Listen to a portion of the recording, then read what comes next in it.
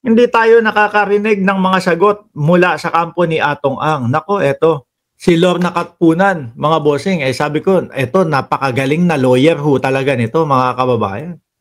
Eto, si Attorney Lorna Kapunan, mga bossing, para mapa-oo mo ito, para doon sa kaso mo, no? Para tanggapin yung kaso mo, aalamin niya lahat yan.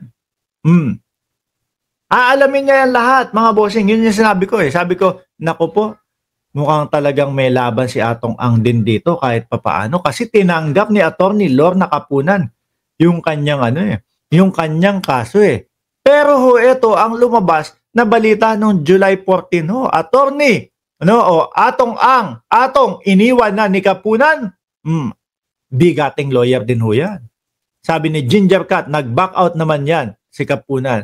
Umugong kahapon sa mababang kapulungan ng Kongreso na iniwan ni Attorney Lorna Kapunan ang kliyenteng si Atong Ang para maituon nito ang kanyang konsentrasyon sa impeachment case laban kay Vice President Sara Duterte. O yun yung gusto niya. At ang pagkakaalam ko libre ito. Walang bayad or walang kahit ano.